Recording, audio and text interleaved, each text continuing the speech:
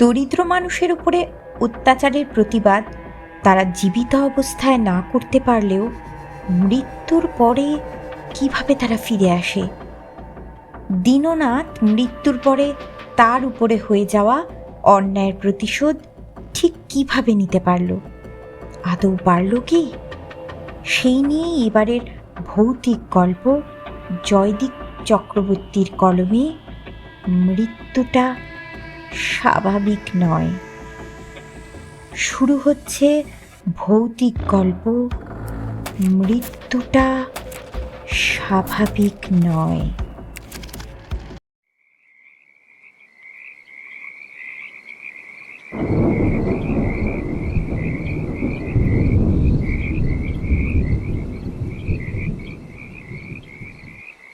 বিকেল থেকে একটানা বৃষ্টির পর সন্ধে রাতের দিকে বৃষ্টিটা একটু থেমেছে। সেটা দেখে দেবীপ্রসাদ ঘোষাল বলল, শোনো হে, আমাদের এখনই বেরিয়ে পড়তে হবে। রাস্তাঘাটে বেশ জল কাদা জমে রয়েছে, খুব তাড়াতাড়ি পা চালানো যাবে না। শ্মশানে পৌঁছাতে পৌঁছাতে আমাদের বেশ অনেকটা রাত হয়ে যাবে। শ্মশান যাত্রীরা সকলেই তৈরি হয়েছিল। দেবীপ্রসাদের কথা শুনে ওরা শ্যামাপ্রসাদ ঘোষালের মৃতদেহ কাঁধে তুলে নিল। তারপর ধীরে ধীরে গ্রামের মেঠো রাস্তা দিয়ে এগিয়ে চলল সকলে।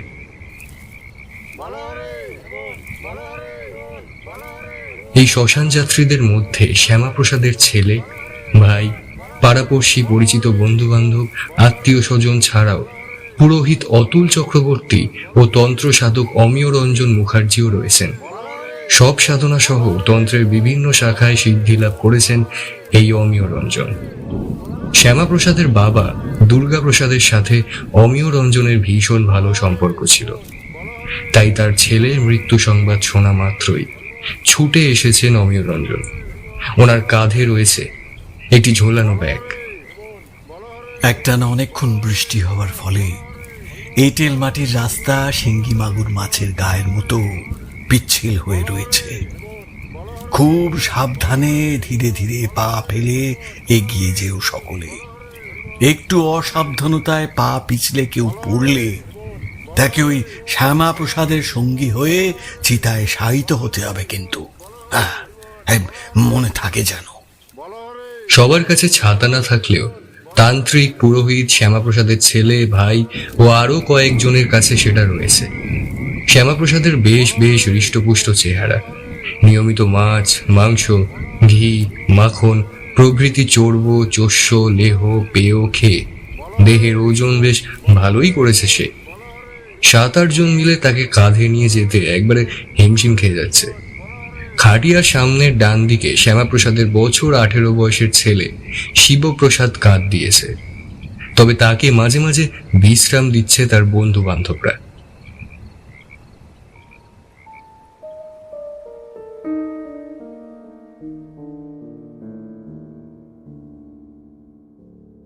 শ্যামাপ্রসাদের বয়স সবেমাত্র অর্ধশতক পেরিয়েছে।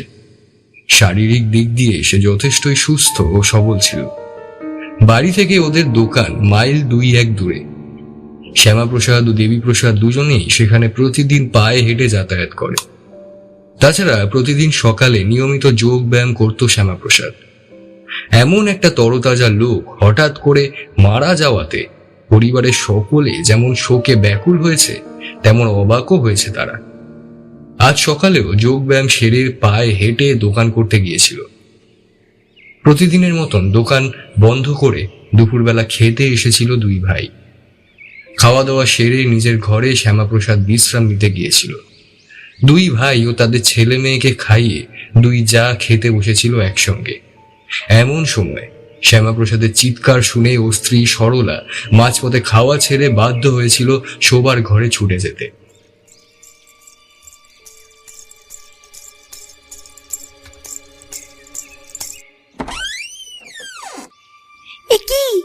এরকম নিষ্পলক দৃষ্টিতে তাকিয়ে রয়েছেন কেন আপনি? বেশ কয়েকদিন যাবৎ নিয়মিত বৃষ্টি হয়, এখন গরম তো একেবারেই নেই। তা সত্ত্বেও আপনার সারা শরীর এত ঘামে ভিজে রয়েছে কেন?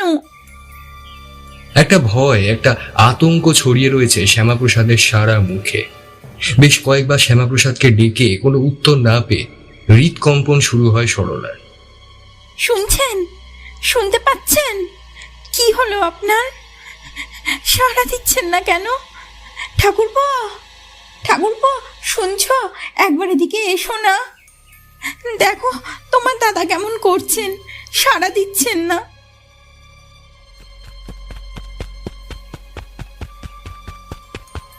দাদা, দাদা কি হলো? সাড়া দিচ্ছেন না কেন দাদা? এ কি? দাদার তো পালস পাচ্ছি না বৌদি। মনে হচ্ছে দাদা আর নেই। তবে আমি এখনই হারু ডাক্তারকে খবর দিচ্ছি, উনি এসে একটু দেখে যাক। পাড়াগায় ডাক্তার বুদ্ধি শহরের তুলনায় অনেক কম। বয়স্ক ডাক্তার হরনাথ গাঙ্গুলি এই অঞ্চলের সকলের যাবতীয় চিকিৎসা করেন। উনি পরীক্ষা করে যদি বোঝেন যে রোগী ওনার চিকিৎসার বাইরে, তাহলে মহকুমা বা শহরের হাসপাতালে নিয়ে যাওয়ার পরামর্শ দেন। আধ ঘন্টার মধ্যে হারু ডাক্তার ঘোষাল বাড়িতে চলে এলো। উনি শ্যামাপ্রসাদকে ভালোভাবে পরীক্ষা করে দেখে বললেন, শ্যামাপ্রসাদ আর বেঁচে নেই, হার্ট ফেল করে মারা গিয়েছে। সম্ভবত হঠাৎ কোনো কিছু দেখে ভীষণভাবে ভয় পেয়ে ওর এই হার্ট অ্যাটাক হয়েছে। হারু ডাক্তারের কথা শুনে সরলা, দেবীপ্রসাদের স্ত্রী শিউলি দুজনেই হাউ হাউ করে কাঁদতে লাগলো। শিবপ্রসাদ মা কাকিমার মতন আওয়াজ করে না কেঁদে বারবার পায়ে ধরে বসতে লাগলো। ওর দু চোখ দিয়ে অনবরত জল গড়িয়ে পড়ছে। মা, জেঠিমা ও দাদার সাথে দেবীপ্রসাদের বছর দশেকের মেয়ে মল্লিকা কেঁদে চলেছে ফুপিয়ে ফুপিয়ে। হঠাৎ দাদার মৃত্যুটা দেবীপ্রসাদকেও কম আঘাত দেয়নি। তবে ওর ভেতর ফেটে গেলেও চোখ দিয়ে এক বিন্দু জল বের হয় না। সুস্থ সবল একজন মানুষের এত অল্প সময়ের মধ্যে শেষ হয়ে যাওয়াটা দেবীপ্রসাদকে বেশ অবাক করেছে। দাদা যে কি দেখে ভয় পেল সেটাই তো বুঝতে পারছি না। বাড়িতে তো এমন কেউ আসেনি যে তাকে দেখে বা তার সাথে কথা বলে দাদার মনে কোন রকম ভয় বা আতঙ্কের সৃষ্টি হতে পারে। অনেক ভেবেও দাদার মৃত্যুর আসল কারণ তো কিছুই বুঝতে পারছি না। কিছু বুঝতে না পেরে হাল ছেড়ে দাদার মৃতদেহের সৎকারের দিকে মন দিল ও।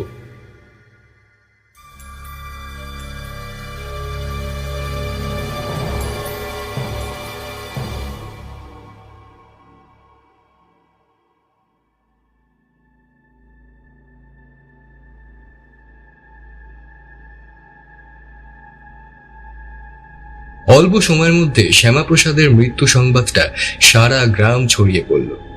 গ্রামের মধ্যে ঘোষাল বাড়ির অর্থনৈতিক অবস্থা সকলের থেকে অনেক ভালো। এমন ধনী পরিবার সারা গ্রামে হাতে গুনে একটি কি দুটি পাওয়া যেতে পারে। ওদের অর্থনৈতিক অবস্থা বেশ ভালো হওয়ার জন্য ঘোষাল বাড়ির কোনো কাজেই কখনো লোকজনের অভাব ঘটে না। শ্যামাপ্রসাদের দেহ সৎকারের জন্য শ্মশান যাত্রীর সংখ্যা কম কিছু হলো না। আজ সারাদিনই আকাশটা মেঘলা করে রয়েছে। থেকে থেকে বৃষ্টি হয়ে চলেছে।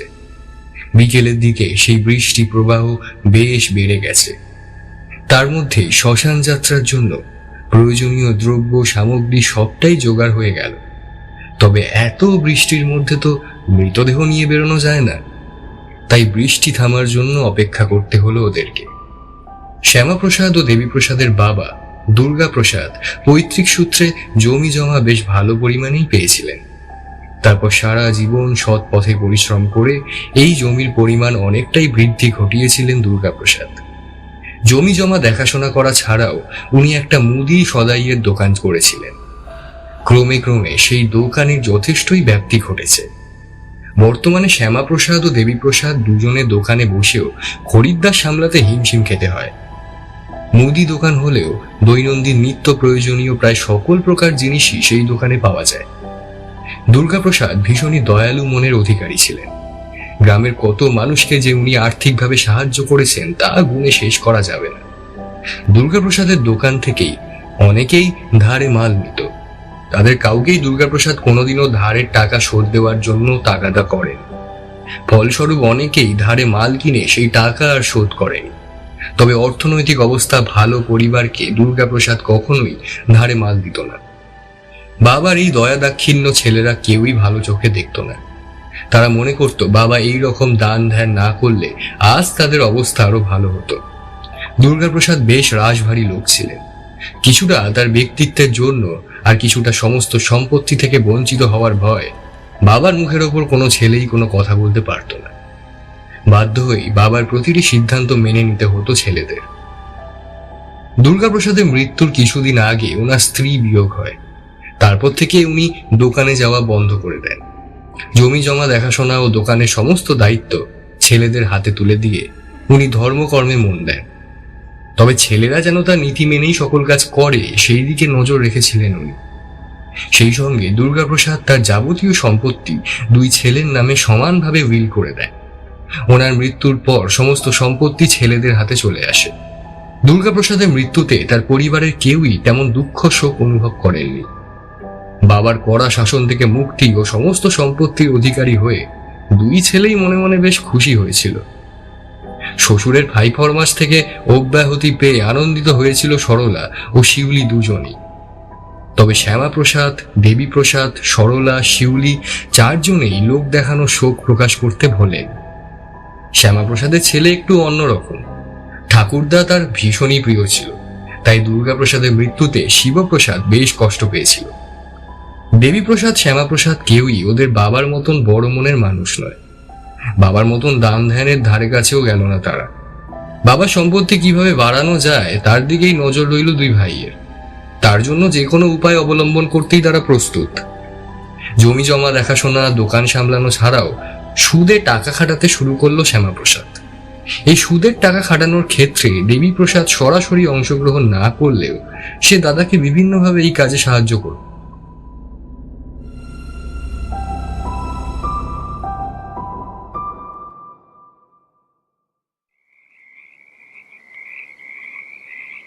অনেকক্ষণ একটানা বৃষ্টি হওয়ার ফলে রাস্তা শুধু কর্দমাক্ত হয়ে রয়েছে তাই নয়, বিভিন্ন জায়গায় থেকে থেকে জল জমে রয়েছে অনেকটাই। তারই মধ্যে দিয়ে এগিয়ে চলেছে শ্মশান যাত্রী সকলে।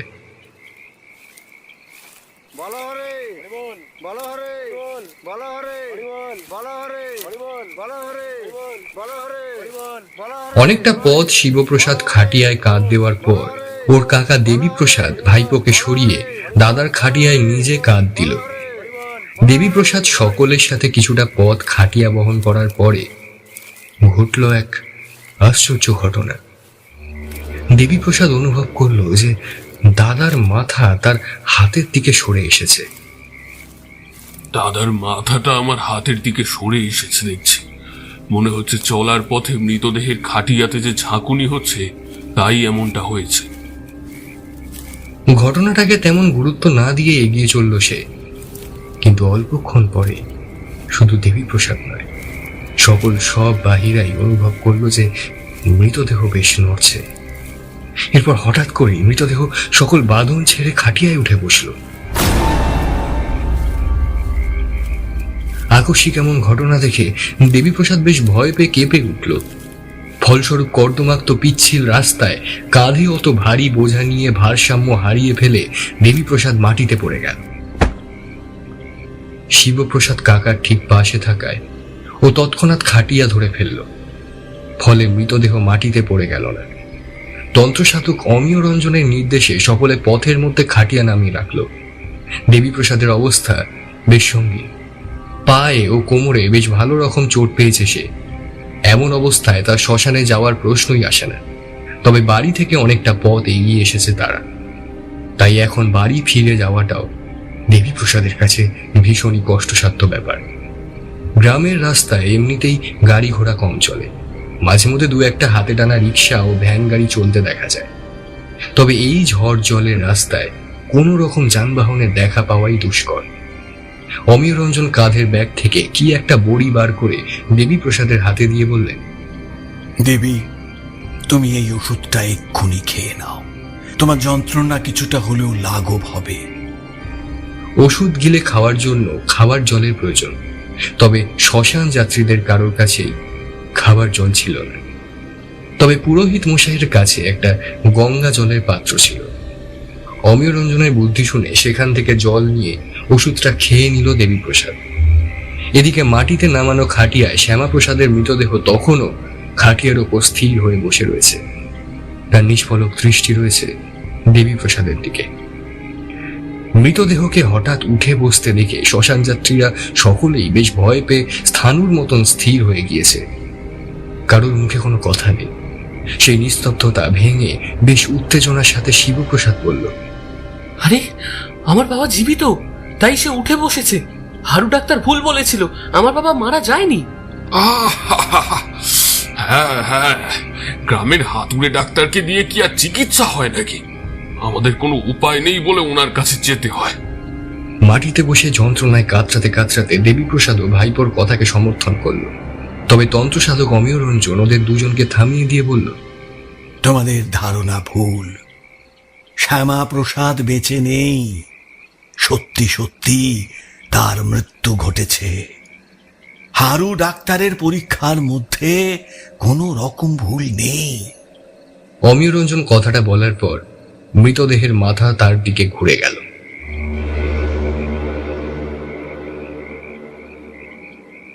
ওই ওই দেখুন, দাদা কেমন মাথা ঘোরাচ্ছে। এখনো আপনি বলবেন যে দাদা বেঁচে নেই? না, তোমার দাদা বেঁচে নেই। তার দেহে কোনো প্রেতাত্মা ভর করেছে। আমাকে তোমরা কিছুটা সময় দাও। আমি শ্যামা প্রসাদের দেহ থেকে ওই আত্মাকে তাড়াবার ব্যবস্থা করছি। কথাগুলো বলে শিবপ্রসাদের দিকে দৃষ্টি ঘুরিয়ে ওকে উদ্দেশ্য করে তান্ত্রিক বললেন, তুমি তোমার ওই কাকার জন্য একটা রিক্সা বা ভ্যানের ব্যবস্থা করো। আমার দেওয়া বড়িটাকে খেয়ে যন্ত্রণা কমলেও তোমার কাকার এখন নড়াচড়া করার ক্ষমতা একেবারেই নেই। যত তাড়াতাড়ি সম্ভব ওর চিকিৎসার ব্যবস্থা করতে হবে। তান্ত্রিকের কথা শুনে শিবপ্রসাদ ওর এক বন্ধুকে একটা ভ্যান রিক্সা জোগাড় করতে বলল। অমিয় রঞ্জন ইশারায় সকলকে কোনো রকম শব্দ করতে নিষেধ করে মৃতদেহের দিকে দৃষ্টি ঘোরালেন। কিছুক্ষণ এক দৃষ্টে মৃতদেহের চোখের দিকে তাকিয়ে থেকে ধীরে ধীরে দু চোখ বন্ধ করে নিলেন অমিয় রঞ্জন। এরপর বিড়বিড় করে বিভিন্ন মন্ত্র আওড়াতে লাগলেন তিনি।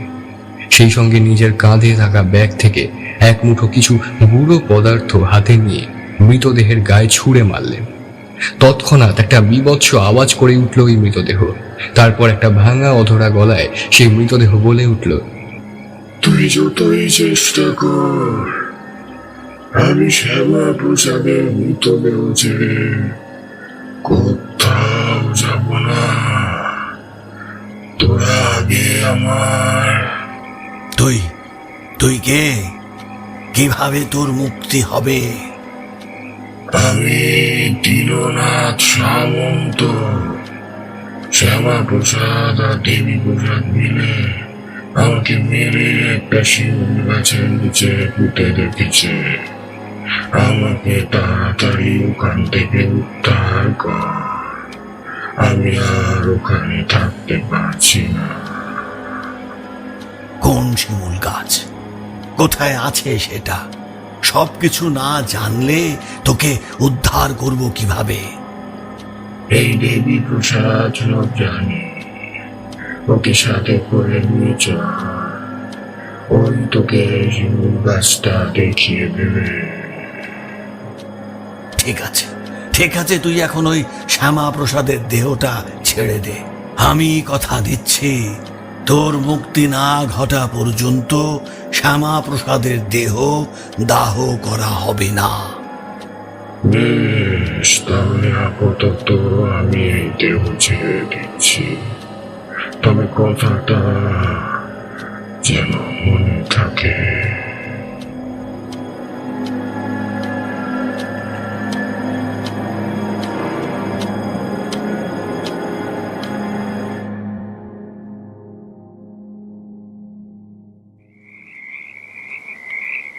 কথাটা শেষ হওয়া মাত্রই শ্যামাপ্রসাদের মৃতদেহ আবার খাটিয়ার ওপর শুয়ে পড়ল। পরক্ষণেই রাস্তার ধারে থাকা একটা নিম গাছের মোটা ডাল ভীষণভাবে কেঁপে উঠল।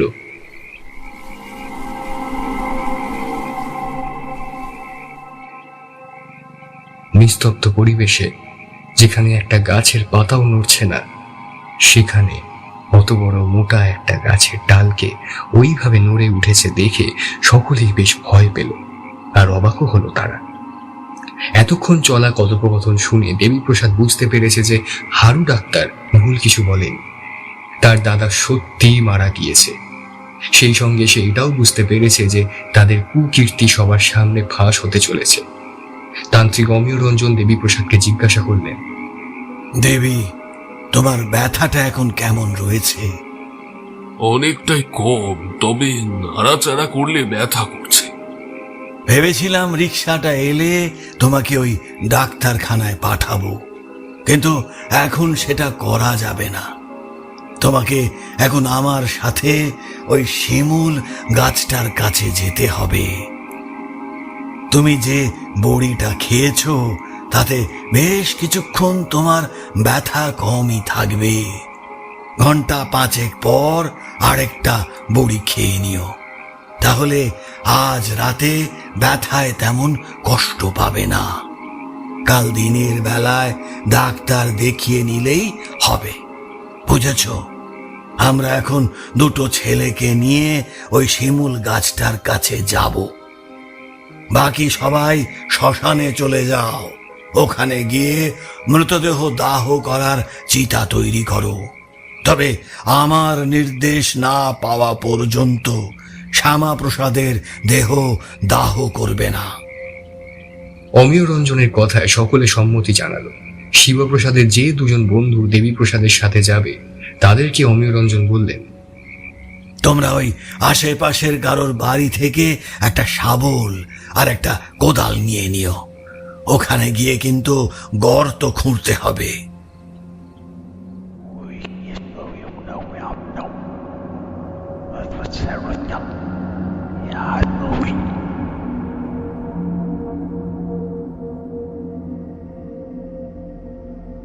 কিছুক্ষণের মধ্যেই একটা ভ্যান রিক্সা চলে এলো। অমিয় রঞ্জন ও দেবীপ্রসাদ ওই ভ্যান রিক্সায় উঠে বসলো। দেবীপ্রসাদের দেখানো পথে এগিয়ে চলল ভ্যান রিক্সা। শিবপ্রসাদের 2জন বন্ধু এই ভ্যান রিক্সাকে অনুসরণ করে চলতে থাকলো। বাকিরা মৃতদেহ নিয়ে এগিয়ে চলল শ্মশানের দিকে। বেশ কিছুক্ষণ বৃষ্টি পড়া একেবারেই বন্ধ ছিল। আবার 2-1 ফোঁটা করে বৃষ্টি পড়তে শুরু করেছে। খোলা ভ্যানে বসে দেবীপ্রসাদ ও অমিয় রঞ্জনের গায়ে বেশ কয়েক ফোঁটা বৃষ্টি পড়ল। ওরা দুজনেই দুজনের ছাতা খুলে যে যার মাথার উপর ধরল। পথ চলতে চলতে অমিয় রঞ্জন দেবীপ্রসাদকে বলল, দীননাথ সামন্তর সাথে ঠিক কি ঘটেছিল? কেন কেন তোমরা ওকে মেরে ফেলেছ? সবকিছু আমাকে খুলে বলো। এই ঘটনার নিষ্পত্তি ঘটাতে গেলে আমার সবকিছু জানা দরকার। কিছুটা বাধ্য হয়ে দেবীপ্রসাদ বলতে শুরু করলো দীননাথ সামন্তর সাথে ঘটে যাওয়া সমস্ত ঘটনা।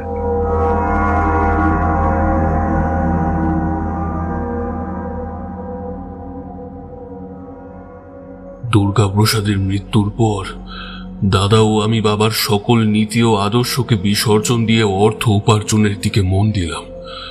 আমাদের জমিতে যে সকল চাষি কাজ করত তাদের দৈনিক মজুরি কমিয়ে দেওয়া হলো। গ্রামে অনেক গরিব চাষিরাই চাষ করার মতো নিজস্ব জমি পায় না। তাদের পেট চালানোর জন্য বাধ্য হয়েই পরের জমিতে চাষ করতে হতো। দৈনিক মজুরি কমিয়ে দিলেও কিছুটা বাধ্য হয়েই সংসার চালানোর জন্য তারা আমাদের জমিতে কাজ করত। দুর্গাপ্রসাদ বেঁচে থাকাকালীন আমাদের জমিতে যারা চাষ করত তাদেরকে মধ্যাহ্ন আহারের ব্যবস্থা করত দুর্গাপ্রসাদ। আমরা চাষিদের সেই আহার দেওয়া বন্ধ করে দিলাম। চাষিদের সকালবেলা বাড়ি থেকে খাবার নিয়ে আসতে হতো। সকল চাষি আমাদের ওপর ক্ষুব্ধ থাকলেও তারা সেই ক্ষোভ প্রকাশ করার সাহস পেত না। দোকান থেকে ধার বাকি দেওয়াও একেবারে বন্ধ করে দিলাম আমরা। সেই সঙ্গে আমরা শুরু করলাম সুদের ব্যবসা। অর্থনৈতিক সমস্যায় থাকা গ্রামবাসীদের চড়া সুদে টাকা ধার দিত দাদা। যারা সেই ধারের টাকার নিয়মিত সুদ দিতে পারত না তাদের জমি বা বসত বাড়ি দখল করে নিত দাদা। এমনভাবে মাস 6 চলার পর আমাদের দখলে বেশ কিছু জমি এলো। সেই সঙ্গে আমরা বাড়তি অনেক টাকাও উপার্জন করলাম। বাড়তি উপার্জনের টাকায় দখল করা জমিতে একটা বাগান বাড়ি করলাম আমরা 2 ভাই। বাগান বাড়িটা আমাদের বসত বাড়ি থেকে অনেকটা দূরে। মাঝে মধ্যেই গ্রামের বউ মেয়েদের ধরে নিয়ে গিয়ে সেই বাগান বাড়িতে রাত কাটাতাম আমরা। সেবারে বৃষ্টি ভালো না হওয়ায় অনেকের জমিতেই তেমন ভালো ফসল ফলল না। বাধ্য হয়েই অনেক চাষিদের আমাদের থেকে টাকা ধার করতে হলো। একটা চুক্তিপত্রে টিপসই করিয়ে প্রত্যেক চাষিকে টাকা ধার দিল দাদা। বেশ কিছু শর্ত লেখা রইল সেই চুক্তিপত্রে। প্রথম শর্ত অনুযায়ী প্রত্যেককে প্রতি 4 মাসে ধার করা টাকার 10% সুদ দিতে হবে। আসল টাকা শোধ করা না পর্যন্ত এই সুদ প্রতি মাসে দিয়ে যেতেই হবে। চুক্তিপত্রের দ্বিতীয় শর্ত হলো 2 মাসে সুদ না আদায় হলে আমরা সেই চাষির বাড়ি বা জমি সম্পূর্ণভাবে দখলে করে নেব। গ্রামের অনেক চাষি সেভাবে পড়াশোনা জানতো না। আমরা সেই সুযোগের সদ্ব্যবহার করে ধার দেওয়া টাকার অনেকটাই বাড়িয়ে লিখে চাষিদের দিয়ে টিপ সই করিয়ে নিতে লাগলাম। স্বাভাবিকভাবেই সেই টাকা শোধ করা তো দূরের কথা, চাষিরা সেই টাকার সুদের টাকাটাই নিয়মিত দিতে পারত না। আর তার ফলে সেই চাষির জমি দখল করত দাদা। কোর্টে কেস ওঠার ভয়ে জমি দিতে বাধ্য হতো তারা। বেশ কিছুজন চাষি অনুনয় বিনয় করে দাদার পায়ে হাতে ধরে তাদের জমি বাঁচাতে পারলেও বিনিময়ে তাদের স্ত্রী বা মেয়েকে আমাদের বাগান বাড়িতে পাঠাতে হতো। সেখানে চলতো তাদের উপর শারীরিক নির্যাতন। দীননাথ সামন্তর বিঘা 3 জমি ছিল। সেই জমিতে চাষাবাদ করে মেয়ে বউকে নিয়ে খেয়ে পড়ে বেঁচেছিল দীননাথ। নিজে পড়াশোনা না জানলেও দীননাথ ওর মেয়েকে পড়াশোনা শিখিয়েছিল। দীননাথের চাষাবাদের রোজগারে মেয়েকে পড়াশোনা শেখানো সম্ভব ছিল না। দীননাথের স্ত্রীকেও নানা রকম কাজ করতে হতো। মেয়ে স্কুল ফাইনালের কন্ডি পাশ করার পর শহরের কারখানায় চাকরি করা একটা ছেলের সাথে মেয়ের বিয়ে ঠিক করলো দীননাথ। আর সেই বিয়ের জন্য প্রয়োজন হলো বেশ কিছু টাকার। দীননাথ দাদার এই কীর্তিকলাপ সবটাই জানত, কিন্তু এত টাকা ধার দেওয়ার মতো গ্রামে আমরা ছাড়া আর কোনো মানুষই ছিল না। তাই বাধ্য হয়ে ওর থেকেই টাকা ধার করতে হলো দীননাথকে। তবে মেয়েকে দিয়ে সম্পূর্ণ চুক্তিপত্র ভালোভাবে পড়িয়ে সবকিছু জেনে বুঝে তবেই সেখানে সই করল দীননাথ। দীননাথের চাহিদা অনুযায়ী 2 কপি চুক্তিপত্রও তৈরি হলো। দুটোতেই সই করলো উভয় পক্ষ। তবে দীননাথ জানত যে দুষ্টের ছলের অভাব হয় না। তাই এত সব করেও ওর মনের ভয়টা মনের মধ্যেই রয়ে গিয়েছিল। দীননাথের জামাই ওকে অভয় দিয়ে বলেছিল, আপনি কিচ্ছু চিন্তা করবেন না বাবা, আমি কাজ করি যথাসম্ভব তাড়াতাড়ি আপনাকে ঋণমুক্ত করব। আমার বাড়িঘর তৈরি করতে বেশ কিছু টাকা খরচ হয়ে গেছে, তাই আমার হাত এখন খালি। না হলে আপনাকে ধার কর্জ করতেই হতো না। তবে ভাগ্যর লিখন খণ্ডাবে কে? দীননাথের মেয়ের বিয়ের কয়েক মাস পরেই ওর জামাইয়ের কারখানা বন্ধ হয়ে গেল। নানা জায়গায় ঘোরাঘুরি করে টুকটাক কাজকর্ম করলেও সে টাকা দিয়ে সংসার চালানো কখনোই তাদের পক্ষে সম্ভব হয়নি, বরং বেশ কষ্টকর হয়ে দাঁড়ালো। তাই দীননাথের জামাই শ্বশুরকে দেওয়া কথা রাখতে পারল না। ফলস্বরূপ দীননাথও তার কথার খেলাপ করল। সময় মতো সুদের টাকা ধরাতে পারল না দাদার হাতে। দাদা এমনিতেই দীননাথের ওপর বেশ ক্ষিপ্ত ছিল। অন্যান্য চাষিদের মতো দীননাথের চুক্তিপত্রে ধার দেওয়া টাকার থেকে বেশি অঙ্ক লেখা সম্ভব হয়নি। তাই দীননাথ মাস 2 সুদের টাকা না দেওয়াতেই দাদা ওর জমি দখলের উদ্যোগ নিল। তবে দীননাথও দমে যাওয়ার পাত্র নয়। ও শ্যামাপ্রসাদকে প্রথমে মাস 6 সময় দেওয়ার জন্য অনুরোধ করল, কিন্তু শ্যামাপ্রসাদ অতিরিক্ত 1 দিনও সময় দিতে রাজি না হওয়ায় দীননাথ ওকে বলল, আমি আপনাকে আমার জমির 1 অংশও দেব না। আপনি যদি আমার নামে কোর্টে কেস করেন, আমিও আপনার নামে উল্টে কেস ঠুকব। আপনার সকল পাপ কর্মের খবর আমার কাছে রয়েছে। আপনি অশিক্ষিত গরিব চাষিদের অল্প টাকা ধার দিয়ে বেশি টাকা লিখিয়ে নেন। তারপর তারা সেই টাকা শোধ দিতে না পারলে অন্যায়ভাবে তাদের জমি দখল করেন আপনি। কেউ জমি দিতে না চাইলে তার বউ মেয়েকে আপনাদের ভোগের জন্য বাগান বাড়িতে পাঠাতে হয়। এই সমস্ত কথা কোর্টে প্রমাণ করার জন্য উপযুক্ত সাক্ষীও রয়েছে আমার কাছে, যাদের আপনি জোর করে বাগান বাড়িতে তুলে তাদের সাথে রাত কাটিয়েছেন। তাদের মধ্যে অনেকেই আপনার বিপক্ষে সাক্ষী দিতে রাজি আছে।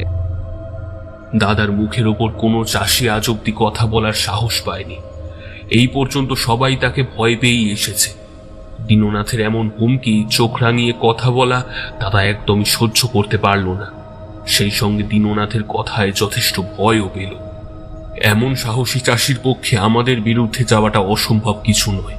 তাই সেদিন দীননাথের কথার উত্তরে কিছু না বলে চলে এলেও সেই রাত্রেই লোক পাঠিয়ে ওকে তুলে আনলো দাদা। তারপর শাবল দিয়ে সজোরে মাথার পেছনে আঘাত করে হত্যা করলো ওকে। এরপর একটা শিমুল গাছের সামনে গর্ত করে ওর দেহটা পুঁতে ফেলা হলো।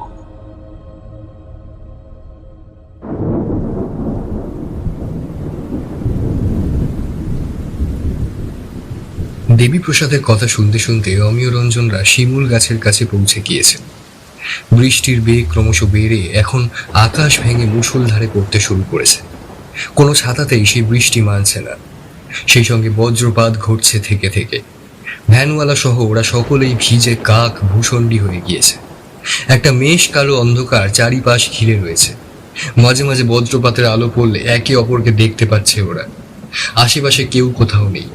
কাছে কোথাও অপার্থিব স্বরে শেয়াল ডাকছে। বেশ কয়েক ঘন্টা অতিবাহিত হয়ে গিয়েছে। দেবীপ্রসাদের কোমরের ব্যথাটা আবার একটু একটু করে চাগা দিয়ে উঠছে। তবে ওদের সাথে কোনো জল না থাকায় অমিয় রঞ্জনের থেকে বড়ি নিয়ে খেতে পারছে না ও। বৃষ্টি না থামলে কিছুই করা যাবে না, তাই সকলে শিমুল গাছ তলায় দাঁড়িয়ে বৃষ্টি থামার অপেক্ষা করতে লাগলো। বেশ কিছুক্ষণ পর বৃষ্টি কমে গেল। সেই সময় হঠাৎ দেবীপ্রসাদ লক্ষ্য করল কালো অন্ধকারের মধ্যে দুটো চোখ জল জল করতে করতে যেন ওর দিকে এগিয়ে আসছে। ওর সব জ্ঞান চৈতন্য তেলহীন প্রদীপের মতন নিভে আসতে চাইছে। কোনো মতে ওই জল জল করা চোখ দুটোর দিকে আঙুল তুলে দেবীপ্রসাদ অমিয় রঞ্জনকে উদ্দেশ্য করে বলল, ওই ওই দেখুন, কে কে যেন এইদিকে আসছে। অমিয় রঞ্জন ওই দিকে তাকিয়ে বললেন, চোখ দুটো এগিয়ে আসছে কোথায়? হ্যাঁ, ওটা তো এক জায়গায় রয়েছে। তারপর চোখ দুটোর দিকে ভালো করে লক্ষ্য করলেন ওরা। তারপর বললেন, ওটা দেখে ভয় পাওয়ার কিছু নেই। ও দুটো প্যাঁচার চোখ। ওই শিমুল তলাতে গর্ত খোঁড়া শুরু করো। অপরদিকে শ্মশান যাত্রীরা শ্মশানে পৌঁছানোর আগেই মুষলধারে বৃষ্টি নেমে গিয়েছে। গ্রামের ধার দিয়ে বয়ে চলেছে নদী। শ্মশান নদীর ধারে হলেও গ্রাম থেকে অনেকটাই দূরে। শ্মশানের কাছে এমন কোনো বাড়িঘর নেই যেখানে শ্মশান যাত্রীরা দাঁড়িয়ে বৃষ্টি থেকে মাথা বাঁচাতে পারে। পুরোহিত মশাই বললেন, বৃষ্টিতে ভিজতে তো আমাদের কোনো অসুবিধে নেই, তবে এমন মুষলধারে বৃষ্টি হলে তো দেহ দাহ করা যাবে না। এদিকে আজ রাতের মধ্যে দাহ না করা হলে মৃতদেহ যে বাসি হয়ে যাবে। পুরোহিতের কথা শুনে শিবপ্রসাদ বলল, দেখুন, তান্ত্রিকের অনুমতি না পেলে তো আপনি দেহ এমনিতেই দাহ করতে পারছেন না। দেখুন, ওনারা এখানে আসার আগে বৃষ্টিটা থেমে যেতেও পারে। অমিয় রঞ্জনের নির্দেশ মেনে দুটো ছেলে শিমুল তলার গাছের নিচে জল কাদার মধ্যে শাবল ও কোদাল চালিয়ে গর্ত খুঁড়ে চলেছে।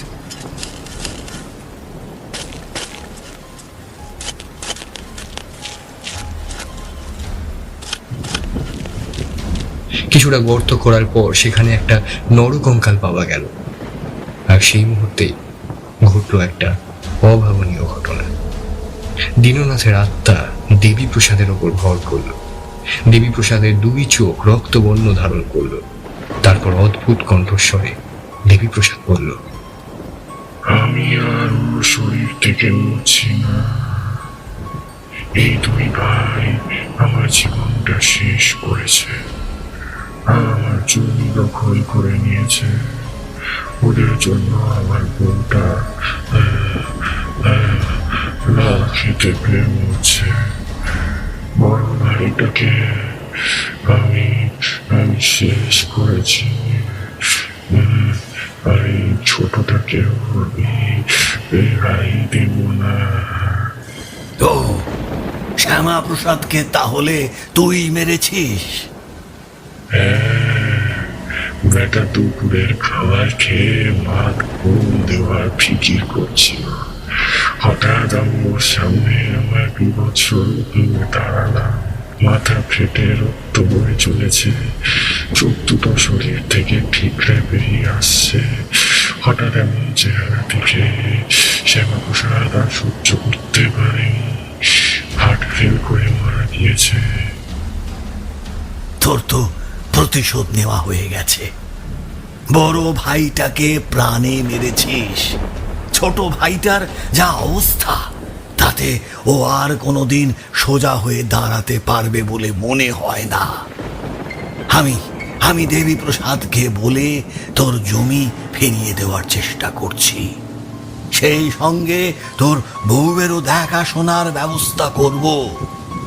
তোর দেহ কঙ্কাল উদ্ধার করা হয়েছে। শ্যামাপ্রসাদের সাথে সেই কঙ্কালেরও সৎকার করা হবে। তারপর শ্রাদ্ধ শান্তি ও হবে যথা নিয়ম মেনে। তুই এখন দেবী প্রসাদের দেহটা ছেড়ে দে। তন্ত্র সাধক অমিয় রঞ্জনের কথা শুনে দীননাথের আত্মা দেবীপ্রসাদের দেহ ছেড়ে দিল। তৎক্ষণাৎ দেবীপ্রসাদ জ্ঞান হারান, আর শিবুল গাছের মোটা ডাল ভীষণভাবে নড়ে উঠল। অমিয় রঞ্জন ওর থলি থেকে একটা পাউডার জাতীয় জিনিস বার করে দেবীপ্রসাদের চোখে মুখে ছেটায়। কিছুক্ষণের মধ্যেই দেবীপ্রসাদ জ্ঞান ফিরে পেল। তারপর দীননাথের দেহ কঙ্কাল নিয়ে ওই ভ্যান রিক্সাতে করেই দেবীপ্রসাদ ও অমিয় রঞ্জন শ্মশানের দিকে রওনা হলো। বৃষ্টি থেকে আকাশ পরিষ্কার হয়ে গিয়েছে। শুক্ল পঞ্চমীর রাঙা চাঁদ পূব দিগন্তে অলৌকিক গোলাকারের মতন ভেসে রয়েছে। শ্যামাপ্রসাদের পাশে দীননাথের চিতাও তৈরি করা হলো। তারপর দুটো চিতা দাহ করা হলো। সব কাজ সেরে সকলে যখন বাড়ি ফিরল তখন ভোর হয়ে গিয়েছে। বাড়িতে ফেরার আগের থেকেই দেবীপ্রসাদ কোমরে ও পায়ে অসহ্য যন্ত্রণা অনুভব করল। সময় যত পেরোলো যন্ত্রণা ততই বৃদ্ধি পেল। অমিয় রঞ্জনের ওষুধ আর কোনো কাজ হলো না। সকালে হারু ডাক্তারকে দেখানো হলো। হারু ডাক্তার দেবীপ্রসাদকে পরীক্ষা করে বললেন, ওর কোমরের হাড় ভেঙে গিয়েছে। পাড়াগাঁয়ে এমন কোনো চিকিৎসক তো নেই, তাই ওকে শহরে নিয়ে যেতে হবে। আপাতত যন্ত্রণা কমার জন্য আমি দেবীপ্রসাদকে একটা ইঞ্জেকশন দিলাম। শুধু কোমরের যন্ত্রণা নয়, কাল রাতে দেবীপ্রসাদের ওপর দীননাথের আত্মা ভর করার পর ওর মানসিক অবস্থাও বেশ বিপর্যস্ত হয়েছে। কথাবার্তা বেশি বলছে না। যন্ত্রণায় কাতরাতে কাতরাতে যেটুকু কথা বলছে তা অর্থহীন ও অসংলগ্ন। অমিয় রঞ্জন সকালে ঘোষাল বাড়ি গিয়ে শিবপ্রসাদ, বিমলা ও শিউলিকে দীননাথের সব কথা বলে। পরিশেষে তাকে দেওয়া প্রতিশ্রুতির কথাও জানালে। অমিয় রঞ্জন দীননাথকে ওর জমি ফিরিয়ে দেওয়ার প্রতিশ্রুতি দেওয়াতেই দেবীপ্রসাদকে মুক্তি দিয়েছে দীননাথ। আত্মাকে দেওয়া প্রতিশ্রুতি পালন করতেই হয়। সব শুনে শিবপ্রসাদ বলল, অন্যায়ভাবে দখল করা জমি ভোগ করার কোনো প্রশ্নই আসে না। শুধুমাত্র দীননাথের জমি নয়, বাবা ও কাকা চাষিদের থেকে অন্যায়ভাবে যে সমস্ত জমি দখল করেছে তার সবটাই আমি ফেরত দেব।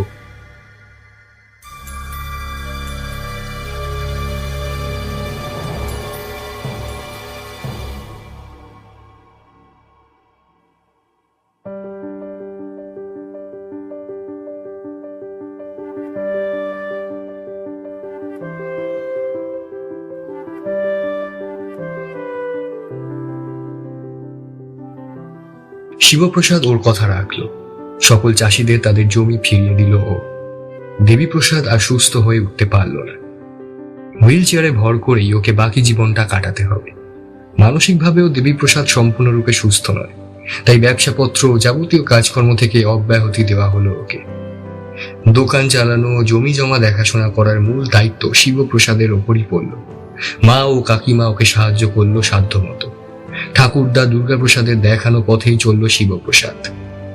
সুদের কারবার সম্পূর্ণরূপে বন্ধ হয়ে গেল। শিবপ্রসাদের মধ্যে দিয়ে গ্রামবাসী আবার দুর্গাপ্রসাদকে ফিরে পেল।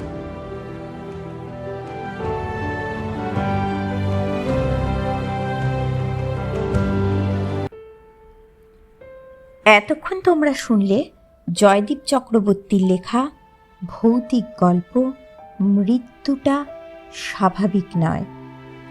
বিভিন্ন চরিত্রে যারা রূপদান করেছে তারা হলো, দর্শ ছিল কথক এবং ভূতের চরিত্রে, রাত ছিল অমিয় রঞ্জন এবং পুরোহিত মশাইয়ের চরিত্রে, শুভম ছিল দেবীপ্রসাদ, হারু ডাক্তার ও শিবপ্রসাদের চরিত্রে, জামাই হয়েছে শুভ্রজ্যোতি, সরলার চরিত্রে ছিলাম আমি মৌমিতা। পোস্টার ক্রিয়েটোম্যানিয়া এবং আবহ ও মিক্সিং শুভম। কেমন লাগলো আজকের নিবেদন কমেন্টস করে জানিও। আর যারা এখনো সাবস্ক্রাইব করনি, শুধু গল্প শুনেছ, একটু সাবস্ক্রাইব করে দিও প্লিজ। আচ্ছা, আরও একটা গুরুত্বপূর্ণ কথা, যদি কেউ গল্প পাঠাতে চাও অথবা ভয়েস ওভারের জন্য যোগাযোগ করতে চাও, তাহলে নিচের ডেসক্রিপশনে দেওয়া মেইল আইডিতে যোগাযোগ করো। আজ তাহলে এটুকুই, আবার ফিরবো খুব তাড়াতাড়ি জমজমাট একটা রহস্য গল্প নিয়ে। যদি রহস্য গল্প ও ভৌতিক গল্প প্রিয় হয় তবে শুনতে হবে আমাদের এই চ্যানেলে, আর ফিরে ফিরে আসতে হবে লাইসেন্স টু থ্রিলে। ভালো থেকো, সুস্থ থেকো, শুভরাত্রি।